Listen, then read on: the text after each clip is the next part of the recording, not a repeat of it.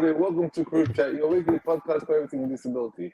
Today I have with me Jonathan Shar, Ibby, Hello. myself, David D, and Cunningham. Hello. Today we'll be talking about CripChat co-hosts. You get an introduction to our CripChat co-hosts, and first is going to be Ibby D, and interviewed by Cunningham.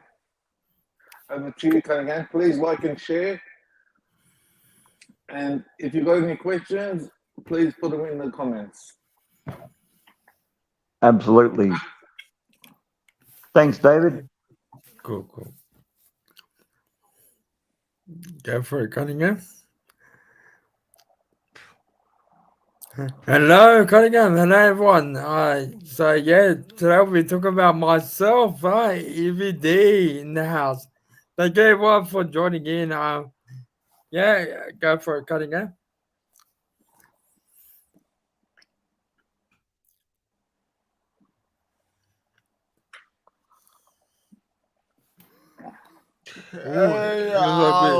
We lost Cunningham.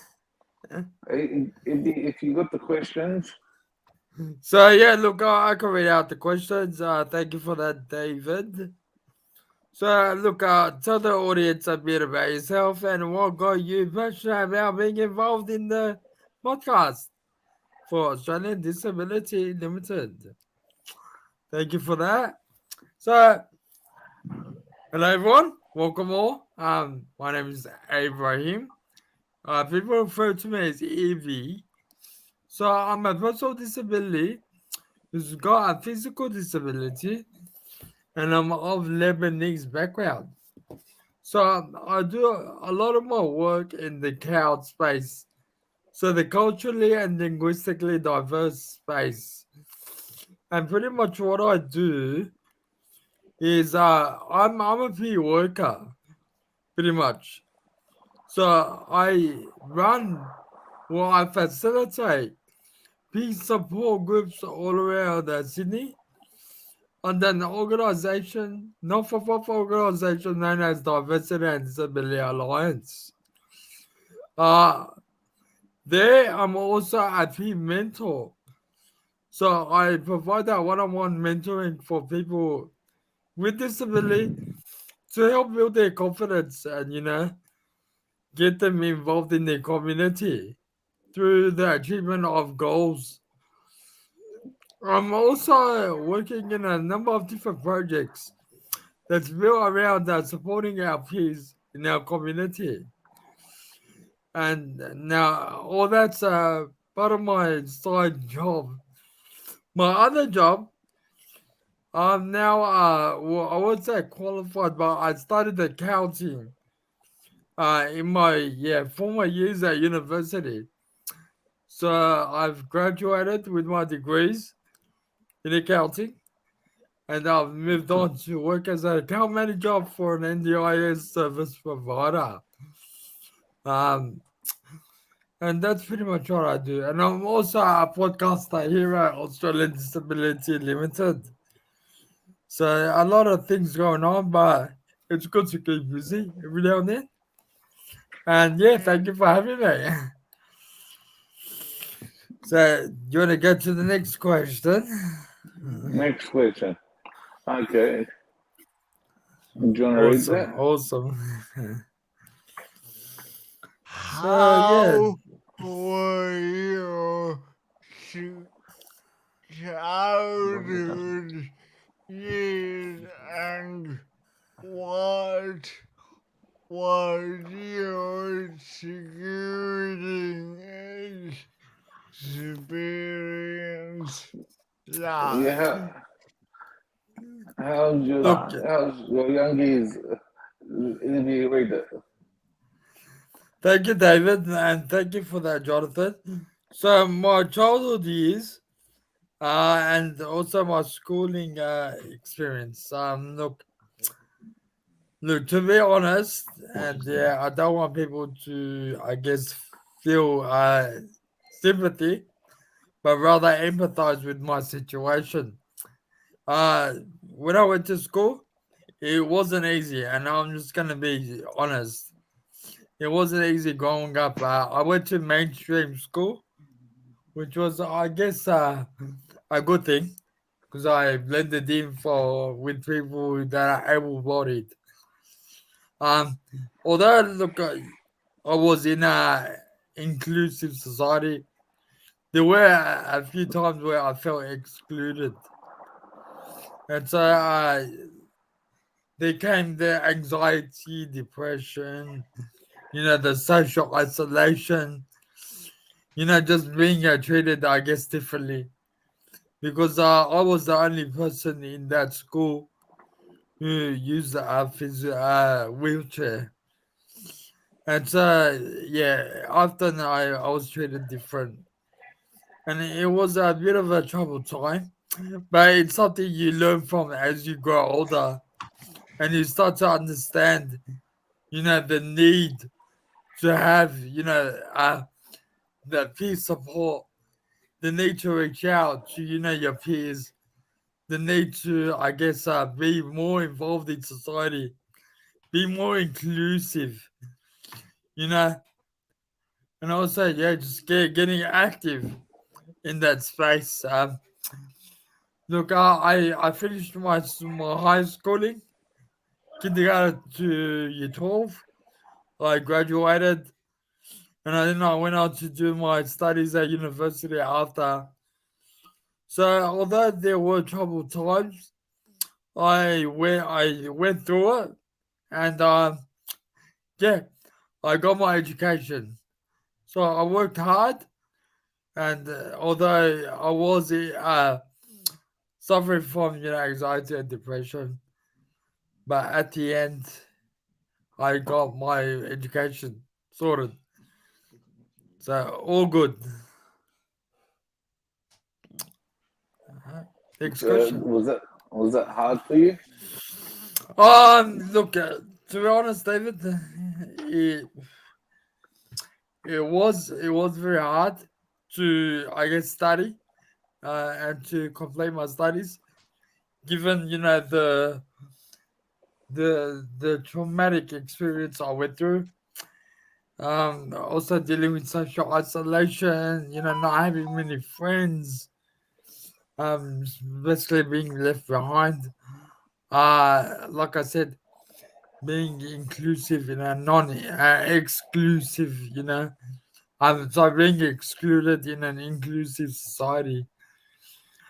And yeah, look, when I've got examples when I guess my classmates played sports in the oval. It really wasn't accessible to me. So I just went touring the whole school. And yeah, look, when I guess they had exams down in the basement, I had to do my exam in another room, in a quiet room. So yeah, I was I guess you left couldn't out. cheat off someone that way. Yeah, fair enough, fair enough. Well, you know what? To be honest with you, once we had a 3-hour exam, Yeah. and you know what? I was actually left out. I was actually forgotten. And that exam lasted me 5 hours. So And I you didn't even realize the time Wow. till someone called out on me and told me, time's up. Time was up 5 hours hours. ago. Did you get your lunch and ate it? I really didn't realize the time because it was a very hard exam. But if I did it in the 3 hours, I probably would have finished it. But I'm telling you, I was forgotten, and I did the exam for 5 hours. There Five you go. hours. You had luck. They forgot you. Oh yeah, it's good stuff. But yeah, there's, I guess, a lot of good experiences, good memories from school. Yeah, and I tend to, I guess, look back at the good memories I had at school. rather than all the post-traumatic experiences. Okay. You want to go on to the next question? Sounds good. Cunningham, can you hear? How has your family and local community supported you? That's a very good question, Jonathan. Thank you for answering. So, how has your family and local community supported you? Well, my family has, I guess, my immediate family has supported me, throughout my early years. I guess building my confidence to be more involved, with school and stuff. Uh, my mother, I guess, was my rocks, and I also had my sisters, my siblings, who also supported me along the way. My mother, I guess, she was my main support. She encouraged me, you know, I guess, get pushed me to become more involved. I was, I guess, a bit of a learner, you would say, and I really didn't socialize with people.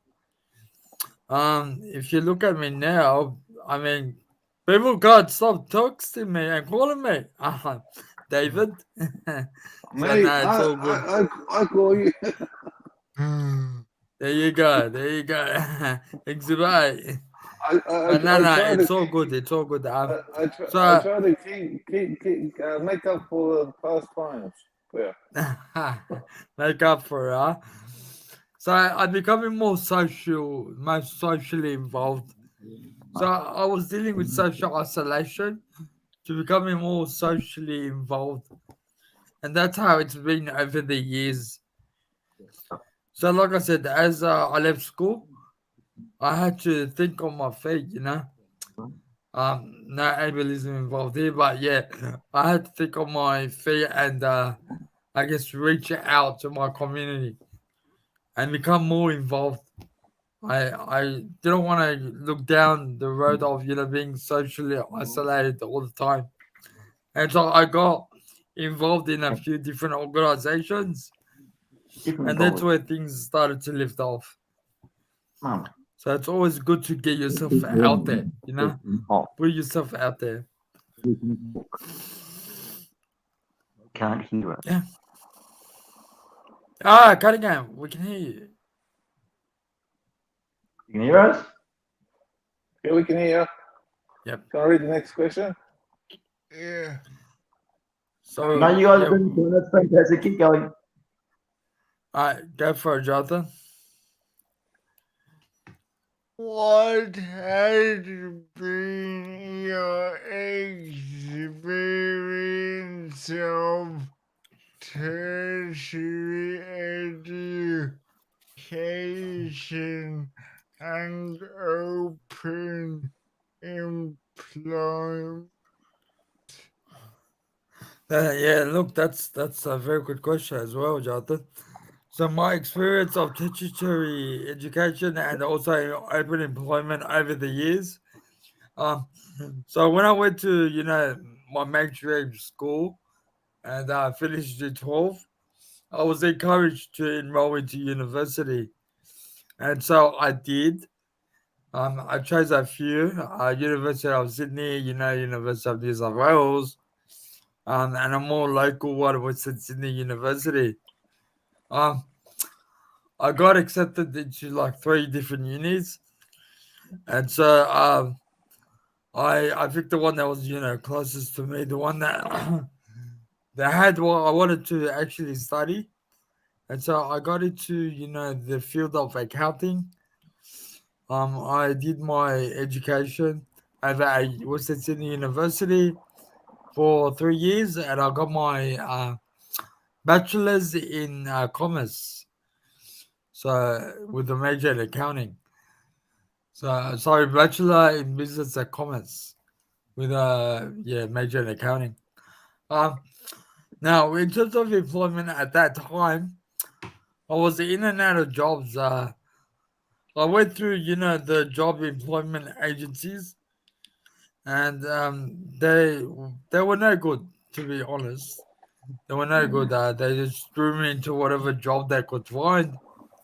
They didn't actually have what I actually studied for, and so I got into admin stuff, administration stuff, dealing with paperwork, adding contacts to the computer and whatnot, but didn't really focus on the accounting.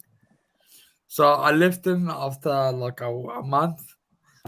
I had like 3 different jobs at that time, and I couldn't get into what I wanted.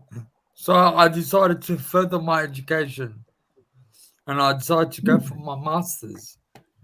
So I did my master's in master's in business and commerce at the same uni, and I of course graduated. But at the same time, which was very unusual, I studied 2 more degrees on the side. Now I don't know if that's crazy. That's probably very crazy. But I was That's studying a diploma in leadership and management, and also doing a certificate for customer engagement.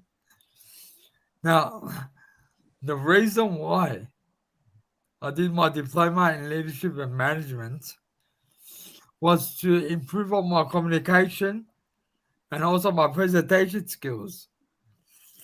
Um, those were the 2 things I was focusing on improving. Now, back in high school, my communication wasn't that great. Yeah, like I could barely get a sentence or 2 out without having to, hold my breath or run out of breath. But since then, since I've been practicing on my presentation skills at the college, I've gotten better and better at it. And so I've been doing a lot of presentations, a lot of, talks in the past couple of years, thanks to, my experiences in college. Now, the reason I did my diploma certificate for customer engagement was because they offered, a work placement at that time. And I got interested. And so I jumped on the bandwagon and I went for it. So it was in 2015, 2016. I was doing 3 degrees at one time. Call me crazy, but it kept me busy. And I managed to, graduate consecutively. I think July, August, and September in those 3 degrees. So, and from then it's been, awesome. An awesome ride. How did you juggle between the 3? The good thing about it is that it was flexible. So, like, it wasn't, like with the master's degree, it was only a 1 year kind of degree. But there was only like 2 courses offered each quarter. So 2 courses were all right. They're pretty manageable. Now with the diploma, it was all just basic knowledge, internet search, do your research. With the certificate for, sorry, it was that was probably an easy degree. And so I just worked with some of my, mates at the time and got the job done. It was pretty manageable. It was all about prioritizing as well. So, Did they all treat good. you different because you're in a wheelchair? What was that, David? Did they treat you different because you're in a wheelchair at uni? Um, And did you find how? I Did you find it I hard to find friends at uni? To be honest with you,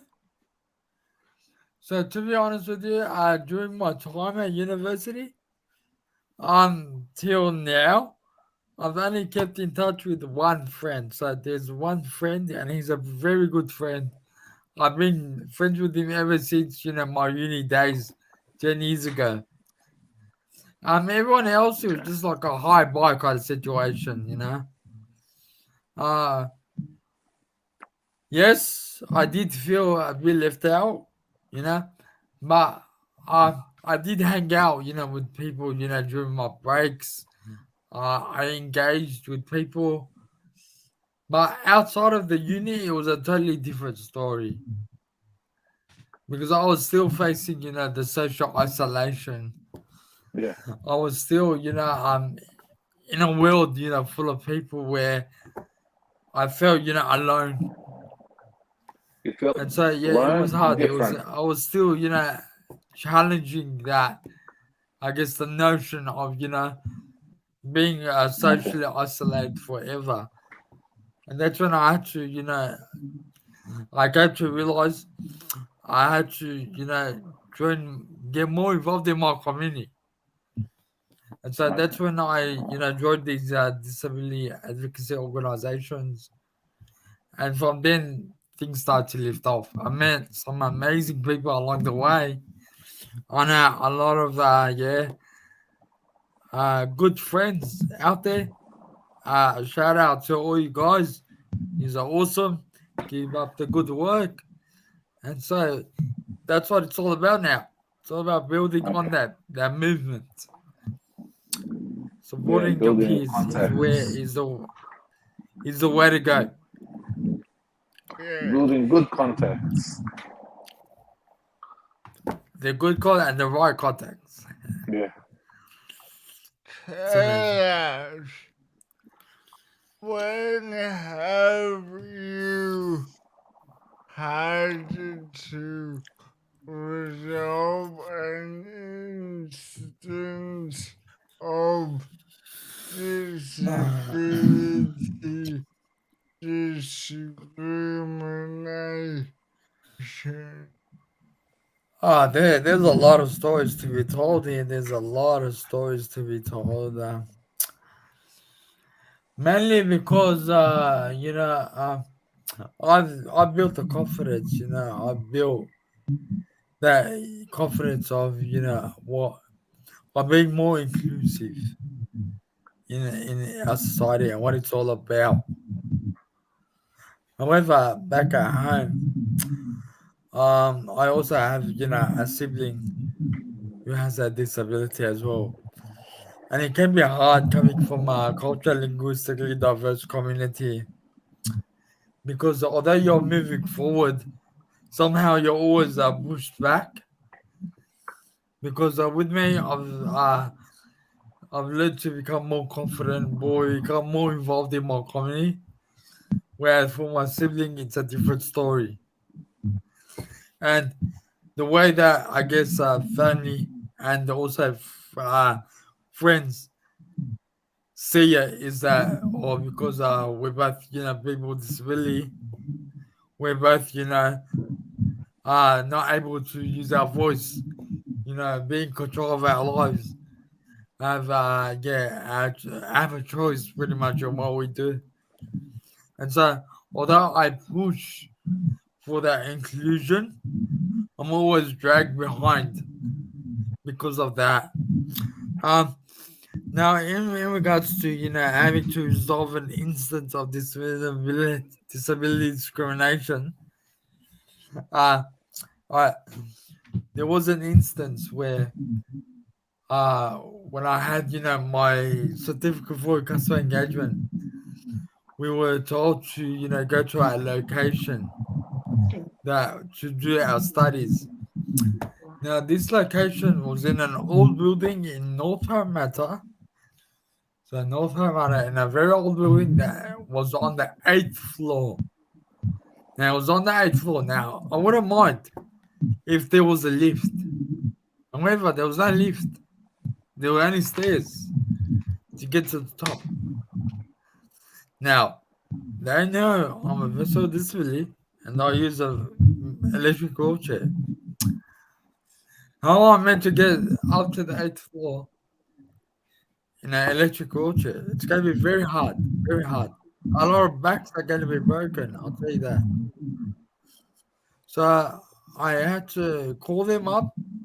We had to rearrange at a suitable location where I could be more involved, in doing my studies. And so, yeah, they from next week onwards, at that time, we went to a different location. Where I was able to, do my education. So, but there's many more stories to tell. I mean, if people want to reach out, they are more than welcome to. I'm happy to share mine. Write a book about it, maybe in the future. So, guys, What do you reckon? A book, When My Disability Stopped Me. that's it. If people like what they hear, let us know. Give us a shout. That's awesome. Okay. How has your background supported your experience of disability? Look, being involved in the work that I'm doing now, promoting, peace support all around the, Sydney, and hopefully we can grow in that space. It's given me a better understanding of myself, so who I am, also accepting my disability, and also supporting others who are in the same, I guess, position as me to, become more, I guess, confident and more independent with their lives and decision making. And I think for that reason, uh, I'm passionate. I feel passionate about what I do, and it's just that it's kind of rewarding when you help others. Become more involved, and I guess uh, reach their goals. And that's what it's all about. And that's why I decided to become, a team mentor as well as a team facilitator in the space to help encourage, people to become more independent, become more, I guess, involved in the community. And, yeah, let their voices be heard and be in control of their lives. Because that's what it's all about. People with disability are people at the end of the day. Right? You don't need to, identify yourself as having a disability. Just be a part of the norm. It's what it's all about. And so that's what we encourage. Well, I encourage. And I will continue to do so. Okay. Now, turning to CripChat. What is your vision for the podcast? Yeah, Ibby, what is your vision for the podcast in the future? And how would you like to see CripChat Australia contribute to our national disability narrative? So my vision for the podcast is to allow people with disabilities voices to be heard on this platform where people can, I guess, learn from these experiences, from the knowledge that's shared on this platform, to allow people to, I guess, become, I guess, better decision makers and also more independent. And I go back to that all the time, but it's all about, being independent in your lives and your decision making. Now, in terms of lucky to see CripChat Australia contribute to our national disability narrative, um, it's all about, not only recognizing but being aware of, you know, I guess people with disability, just making them more involved, making them feel more included in everyday life. Uh, and I guess this is a platform where people with disability can come together, feel, I guess, safe in sharing their knowledge, their experiences, their lived experiences of what it means to live with a disability.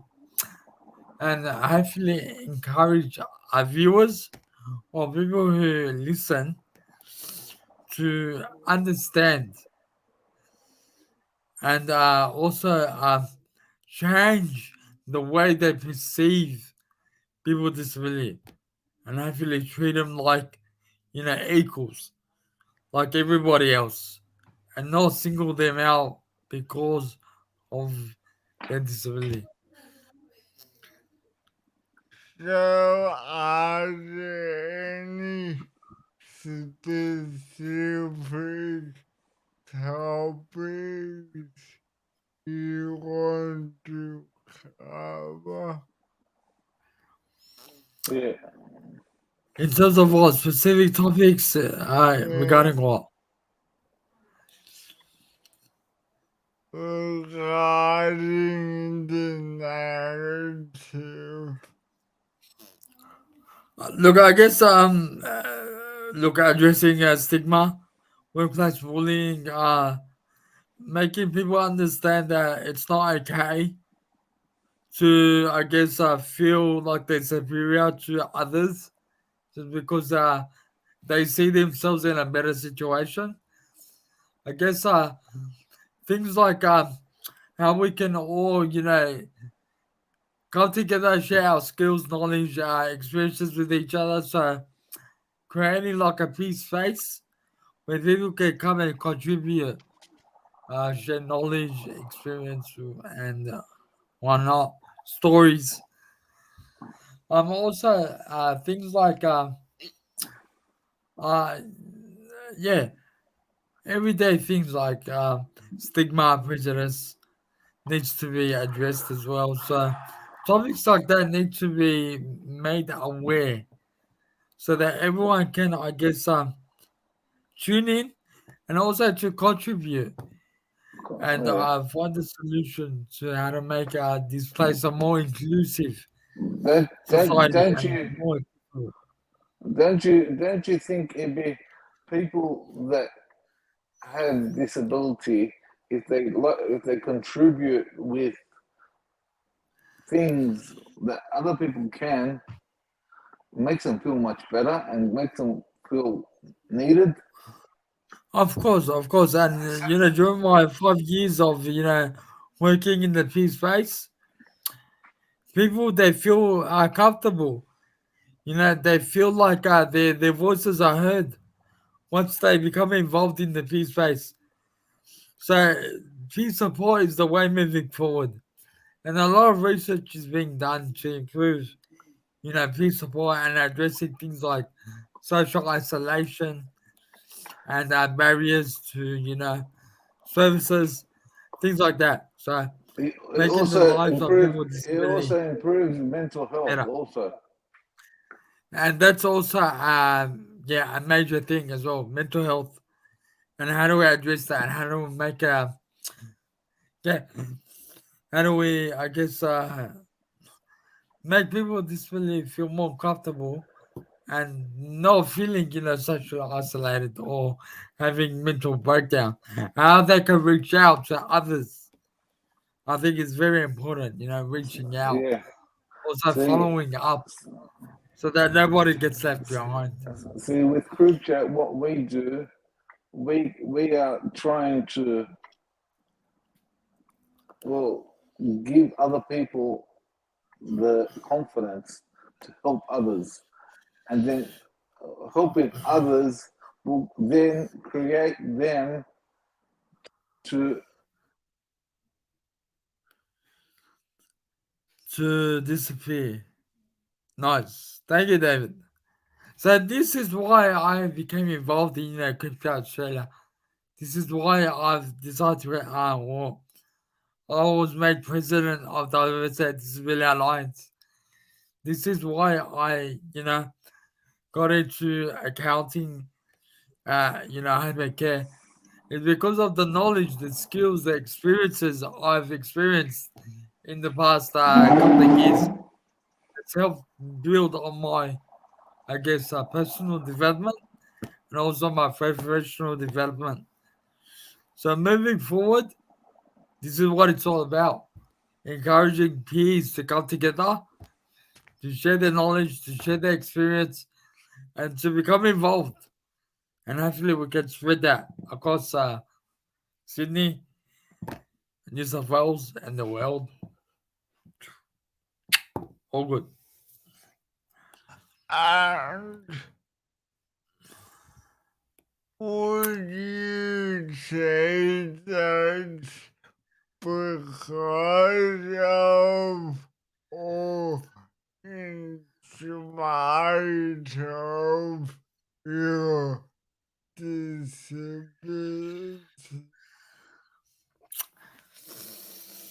Look, so because of my disability, I think my disability has played a major role because I've experienced firsthand what it's like to be socially isolated, what it's like to be talked down upon, what it's like to be excluded.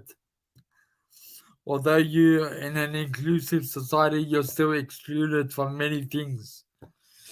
So that's why, yes, Jonathan, my disability does play a role because it's helped me understand better. It's helped me gain an understanding of how we can improve, you know, things that are happening here in Australia. Yeah. Okay.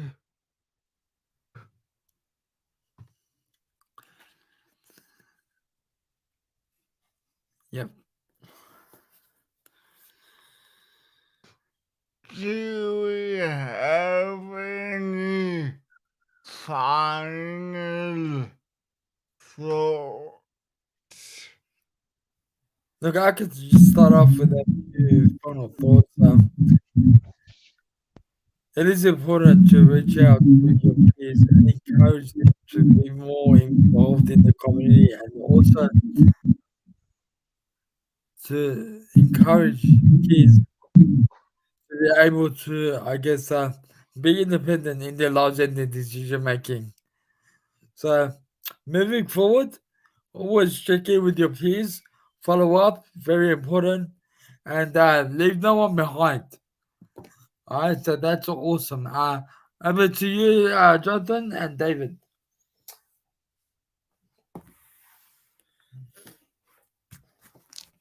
David, David, do you have any Ah, final? hello, guys. Yes, David Cunningham. I'm back. Where have you been?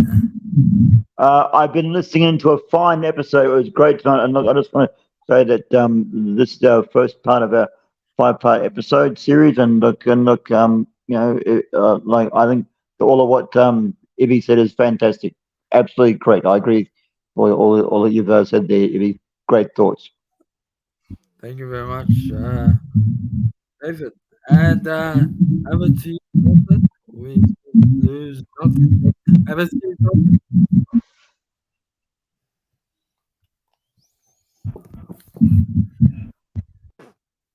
My final thought is, yeah, what Ibby said. It's all about including and building connections within our community. So no one ever feels alone. Good stuff. Good stuff. So keep the ball rolling. Yes. So you have been watching CripChat, your weekly podcast on everything disability. Thank you for interviewing me, guys. And we look forward to next week, where I think we'll be interviewing David Daoud. Yes. So watch this space. Thank you.